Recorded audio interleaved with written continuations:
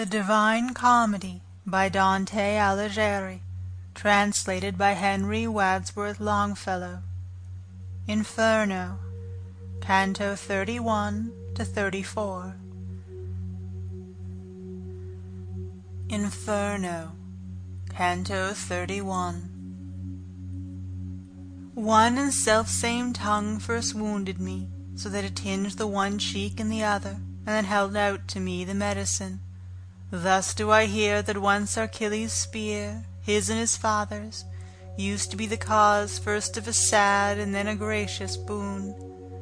We turned our backs upon the wretched valley, upon the bank that girds it round about, going across it without any speech. There it was less than night, and less than day, so that my sight went little in advance, but I could hear the blare of a loud horn, so loud it would have made each thunder faint, which, counter to it following its way, mine eyes directed wholly to one place. After the dolorous discomfiture, when Charlemagne the holy emprise lost, so terribly Orlando sounded not. Short while my head turned thitherward I held, when many loftier towers I seemed to see, whereat I, Master, say, what town is this? And he to me, because thou peerest forth, athwart the darkness at too great a distance, it happens that thou errest in thy fancy. Well shalt thou see, if thou arrivest there, how much the sense deceives itself by distance. Therefore a little faster spur thee on.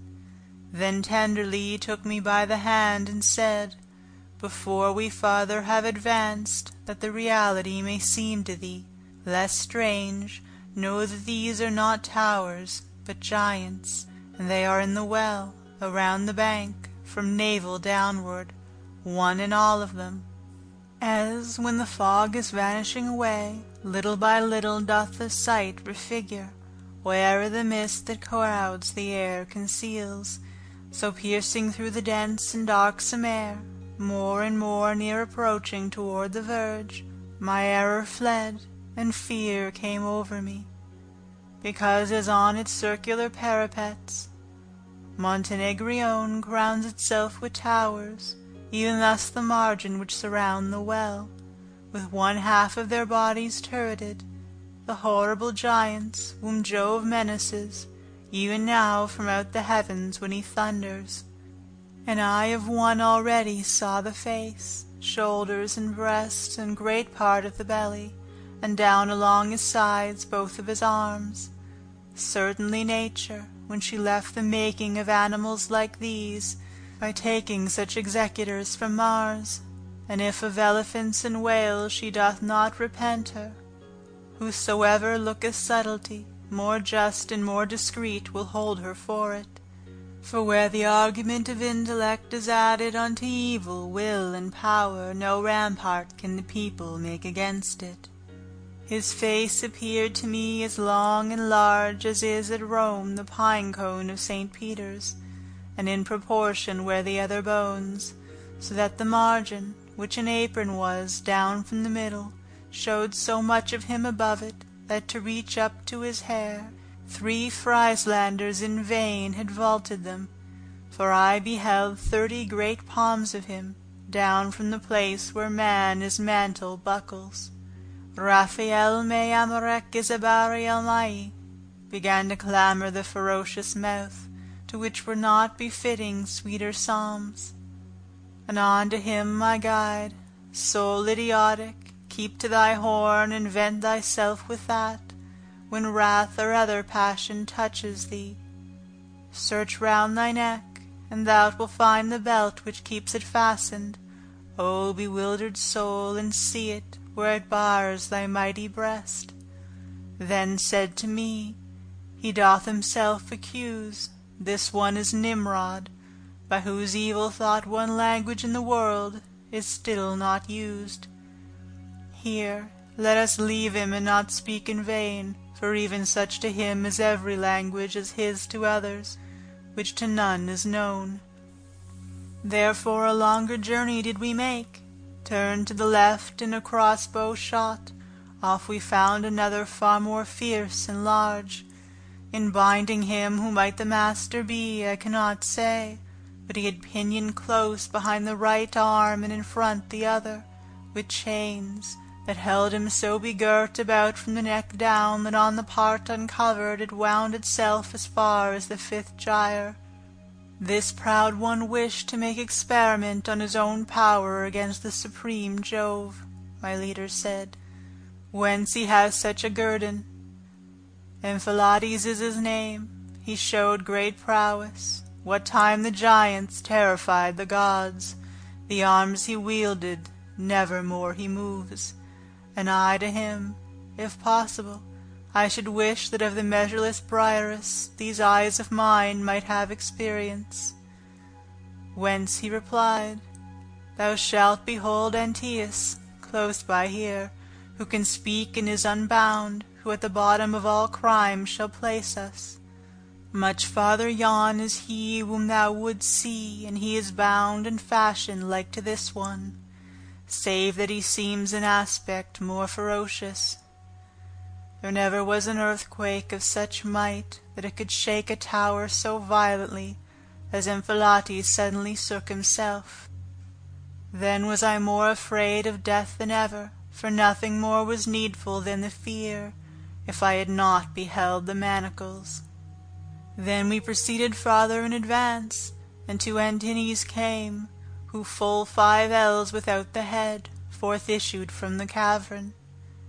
O thou who in the valley fortunate, which Scipio the heir of glory made when Hannibal turned back with all his hosts, once brought'st 1,000 lions for thy prey, and who hast thou been at the mighty war among thy brothers, some it seems still think the sons of earth the victory would have gained.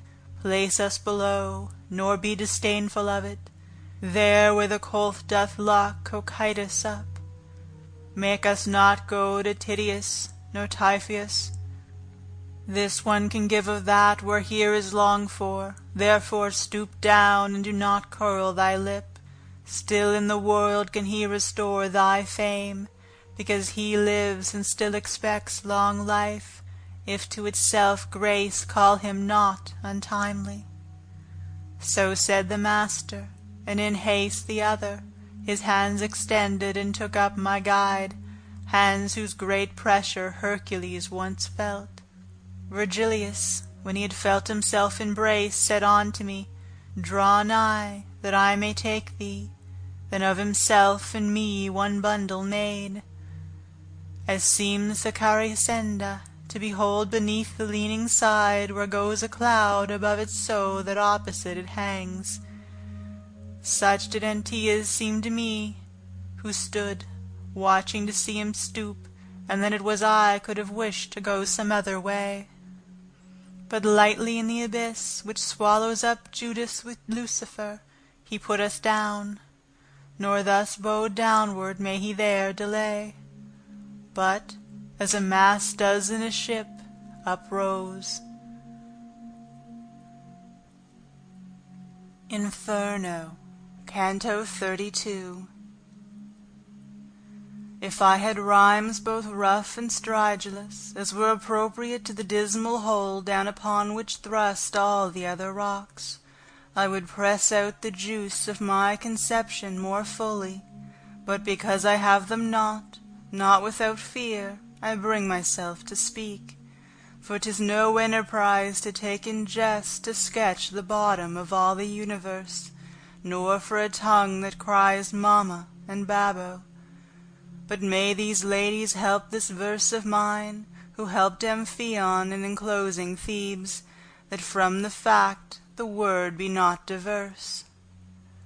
O rabble ill-begotten above all, who are in the place to speak of which is hard, 'twere better ye had here been sheep or goats, when we were down within the darksome well beneath the giant's feet, but lower far, and I was scanning still the lofty wall, I heard it said to me, Look how thou steppest, take heed thou do not trample with thy feet the heads of the tired miserable brothers.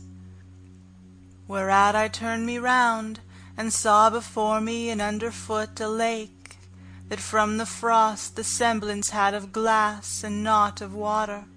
So thick a veil ne'er made upon its current in winter time Danube in Austria, nor there beneath the frigid sky the dawn, as was here, so that if Tabernic had fallen upon it, or Pietrapania, and the edge would not have given a creak, as to croak the frog doth place himself with muzzle out of water, when it is dreaming of gleaning oftentimes the peasant girl, livid as far down as where the shame appears, where the disconsolate shades within the ice, setting their teeth unto the note of storks. Each one his countenance held downward bent, from mouth the cold, from eyes the doleful heart, among them witness of itself procures. When round about me, somewhat I had looked, I downward turned me, and saw two so close the hair upon their heads together mingled. Ye who so strain your breasts together, tell me, I said, who are you? And they bent their necks, and when to me their faces they had lifted, their eyes, which first were only mist within, gushed o'er the eyelids, and the frost congealed the tears between, and locked them up again.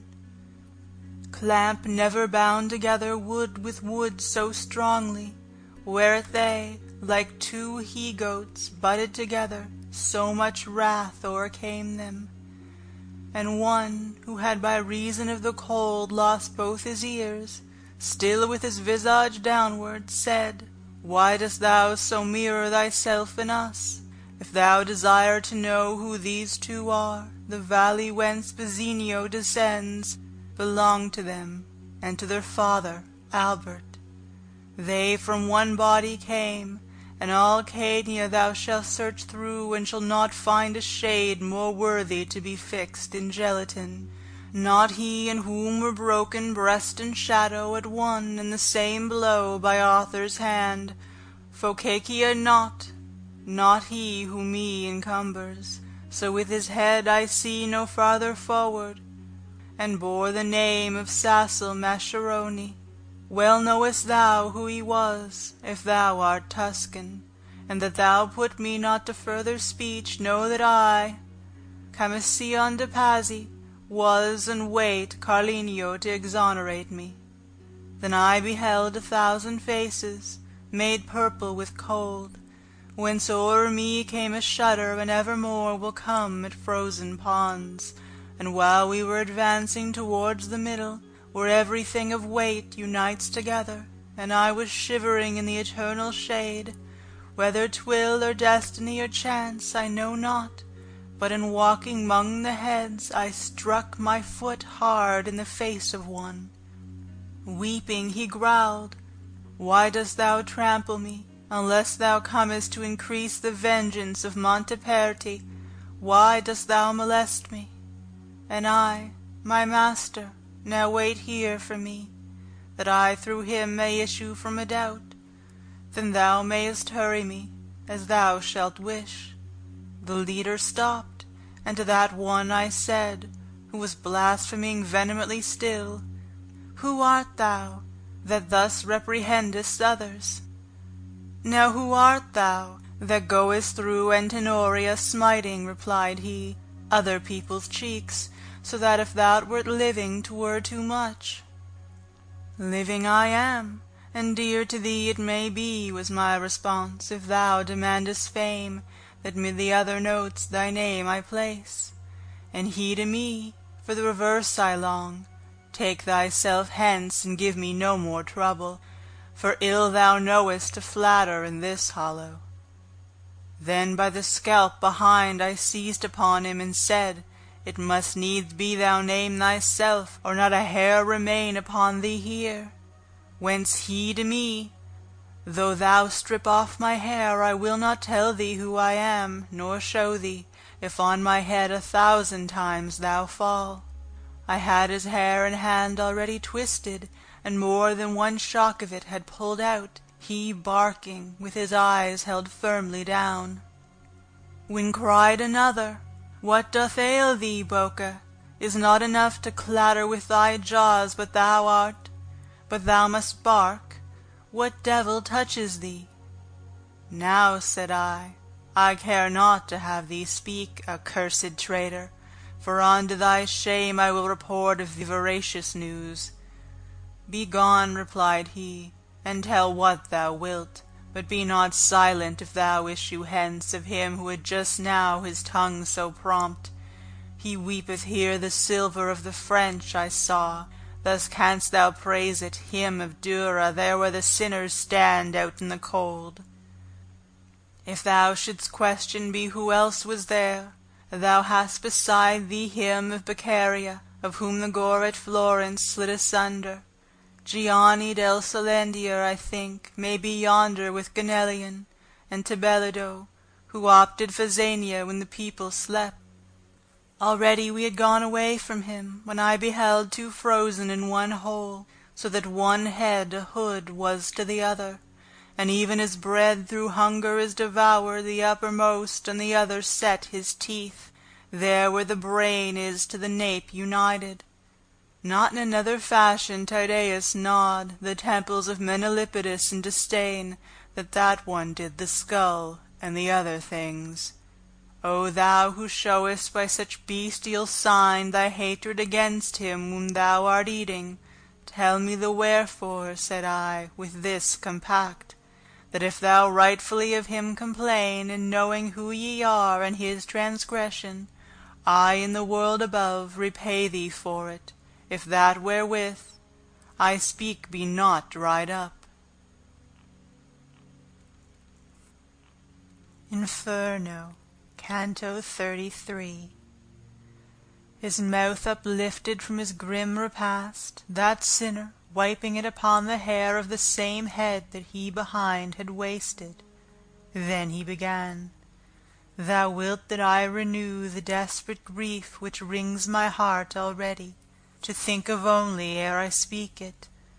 But if my words be seed that may bear fruit of infamy to the traitor whom I gnaw, speaking and weeping shalt thou see together. I know not who thou art, nor by what mode thou hast come down here, but a Florentine thou seemest to me truly, when I hear thee. Thou hast to know I was Count Ugolino, and this one was Ruggieri the Archbishop. Now I will tell thee why I am such a neighbor. That by the effect of his malicious thoughts, trusting in him I was made prisoner, and after put to death I need not say. But nevertheless, what thou canst not have heard, that is to say, how cruel was my death, hear shalt thou, and shalt know if he has wronged me. A narrow perforation in the mew, which bears because of me the title of famine, and which others still must be locked up, had shown me through its opening many moons already, when I dreamed the evil dream which of the future rent from me the veil. This one appeared to me as lord and master, hunting the wolf and whelps upon the mountain for which the Pisans cannot Luca see. With sleuth-hounds gaunt and eager and well-trained, Guglielandi with Sistemondi and Lelafrianchi had sent me out before him to the front. After brief course seemed unto me forspent the father and the sons, and with sharp tushes it seemed to me I saw their flanks ripped open. When I before the morrow was awake, moaning amid their sleep, I heard my sons, who with me were, and asking after bread. Cruel indeed art thou, if yet thou grieve not, thinking of what my heart foreboded me. And weepest thou not? What art thou wont to weep at? They were awake now, and the hour drew nigh at which our food used to be brought to us, and through his dream was each one apprehensive. And I heard locking up the under door of the horrible tower, whereat without a word I gazed into the faces of my sons. I wept not, I within so turned to stone, they wept. And darling little Anselm mine said, "Thou dost gaze so, father, what doth ail thee?" Still not a tear I shed, nor answer made all of that day, nor yet the night thereafter, until another sun rose on the world. As now a little glimmer made its way into the dolorous prison, and I saw upon 4 faces my very own aspect. Both of my hands in agony I bit, and, thinking that I did it from desire of eating, on a sudden they uprose, and said they, "Father, much less pain 'twill give us if thou do eat of us. Thyself did clothe us with this poor flesh, and do thou strip it off." I calmed me then, not to make them more sad. That day we all were silent, and the next. Ah, obdurate earth, wherefore didst thou not open? When we had come unto the 4th day, Gaddo threw himself down outstretched before my feet, saying, "My father, why dost thou not help me?" And there he died, and as thou seest me, I saw the 3 fall one by one between the 5th day and the 6th, whence I betook me. Already blind, a groping over each, and 3 days called them after they were dead. Then hunger did what sorrow could not do. When he had said this, with his eyes distorted, the wretched skull resumed he with his teeth, which, as a dog's upon the bone, were strong. Ah, Pisa, thou uproarium of the people, of the fair land there where the sea doth sound, since slow to punish thee thy neighbours are. Let the Capabria and the Gorgana move, and make a hedge across the mouth of Arno, that every person in thee it may drown. For if Count Ugolino had the fame of having in thy castles thee betrayed, thou shouldst not on such cross have put his sons, guiltless of any crime, thou modern Thebes. Their youth made Ulogassione and Regata, and the other 2 my song doth name above. We pass still further onward, where the ice and nether people ruggedly in swaths, not downward turned, but all of them reversed. Weeping itself there does not let them weep, and grief that finds a barrier in the eyes turns itself inward to increase the anguish. Because the earliest tears a cluster form, and in the manner of a crystal visor fill all the cup beneath the eyebrow full. And notwithstanding that, as in a callous, because of cold all sensibility its station had abandoned in my face, still it appeared to me I felt some wind, whence I, "My master, who sets this in motion, is not below here every vapour quenched?" Whence he to me, "Full soon shalt thou beware, thine eye shall answer, make to thee of this, seeing the cause which raineth down the blast." And one of the wretches of the foul crust cried out to us, "O soul so merciless that the last port is given unto you, lift from mine eyes the rigid veils, that I may vent the sorrow which impregns my heart a little, ere the weeping recongeal." Whence I to him, "If thou wouldst have me help thee, say who thou wast, and if I free thee not, may I go to the bottom of the ice."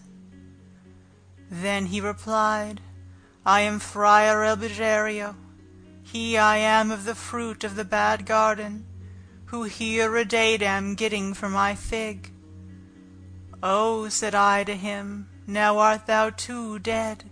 And he to me, "How may my body fare up in the world? No knowledge I possess." Such an advantage has this Potamia, that sometimes the soul descendeth here sooner than Atropos in motion sets it.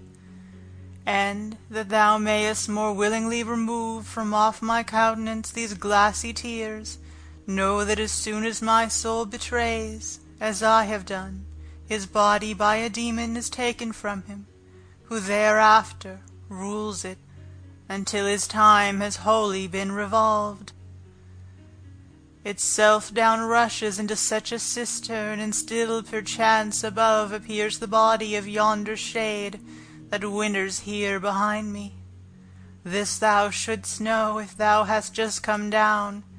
It is Sir Brancadioria, and many years have passed away since he is thus locked up. I think, said I to him, thou dost deceive me, for Brancadioria is not dead as yet, and eats and drinks and sleeps and puts on clothes. In moat above, said he, of Malebranche, there where is boiling the tenacious pitch, and yet has Michael Zanse not arrived. When this one left a devil in his steed, in his own body, and one near of kin, who made together with him the betrayal, but hitherward stretched out thy hand forthwith, open my eyes, and open them I did not, and to be rude to him was courtesy. Ah, Genesee, ye man at variance with every virtue, full of every vice, wherefore are ye not scattered from the world? For with the vilest spirit of Romagna I found of you one such, who for his deeds and soul, already in Cocytus baths, and still above in body, seems alive. Inferno, Canto 34. Vixilla regis prodient inferni, toward us. Therefore look in front of thee, my master said, if thou discernest him.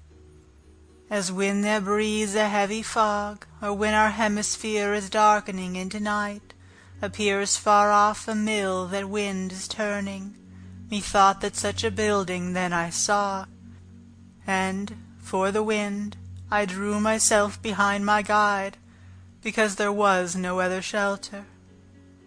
Now was I, and with fear in verse I put it, there where the shades were wholly covered up, and glimmered through like unto straws and glass, some prone or lying, others stand erect, this with the head, and that one with the soles, another bow-like, face to feet inverts, when in advance so far we had proceeded, that it my master pleased to show me the creature who once had the beauteous semblance. He from before me moved, and made me stop, saying, Behold this, and behold the place where thou with fortitude must arm thyself. How frozen I became, and powerless then! Ask it not, reader, for I write it not, because all language would be insufficient. I did not die, and I alive remain not. Think for thyself now, hast thou aught of wit, what I became, being of both deprived. The Emperor of the kingdom Dolorous, from his mid-breast forth issued from the ice, and better with a giant I compare, than do the giants with those arms of his. Consider now how great must be that whole, which unto such a part conforms itself. Were he as fair once as he is now foul, and lifted up his brow against his Maker, which may proceed from him all tribulation. Oh, what a marvel it appeared to me when I beheld 3 faces on his head, the one in front, and that vermilion was, 2 were the others that were joined with this, above the middle part of either shoulder, and they were joined together at the crest, and the right-hand one seemed twixt white and yellow, the left was such to look upon as those who come from where the Nile falls valleyward. Underneath each came forth 2 mighty wings, such as it befitting were so great a bird. Sails of the sea I never saw so large. No feathers had they, but as of a bat their fashion was, and he was waving them, so that 3 winds proceeded forth therefrom. Thereby Cocytus wholly was congealed. With 6 eyes did he weep, and down 3 chins trickled the teardrops and the bloody drivel. At every mouth he with his teeth was crunching a sinner in the manner of a brake, so that he 3 of them tormented thus. To him in front the biting was as naught unto the clawing, for sometimes the spine, utterly stripped of all the skin, remained. That soul up there, which has the greatest pain, the master said, is Judas Iscariot. With head inside, he plies his legs without. Of the 2 others, who head downward are, the one who hangs from the black jowl is Brutus. See how he writhes himself and speaks no word. And the other, who so stalwart seems, is Cassius. But night is reascending, and 'tis time that we depart, for we have seen the whole. As seemed him good, I clasped him round the neck, and he the vantage seized of time and place, and when the wings were opened wide apart, he laid fast hold upon the shaggy sides, from fell to fell descended downward, then between the thick hair and the frozen crust. When we were come to where the thigh revolves, exactly on the thickness of the haunch, the guide, with labor and with hard-drawn breath, turned round his head where he had had his legs, and grappled to the hair, as one who mounts, so that to hell I thought we were returning. Keep fast thy hold, for by such stairs as these, the master said, panting as one fatigued, must we perforce depart from so much evil. Then through the opening of a rock he issued, and down upon the margin seated me. Then towards me he outstretched his weary step. I lifted up mine eyes, and thought to see Lucifer in the same way I had left him, and I beheld him upward hold his legs. And if I then became disquieted, let stolid people think who do not see what the point is beyond which I had passed. Rise up, the master said, upon thy feet.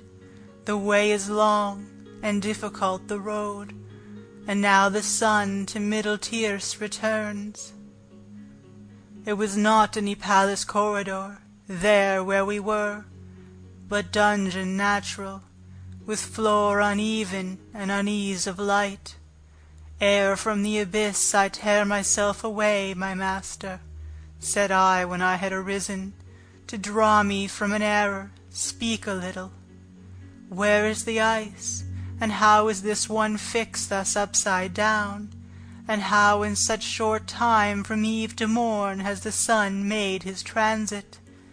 And he to me, thou still imaginest thou art beyond the centre, where I grasped the hair of the fell-worm who mines the world.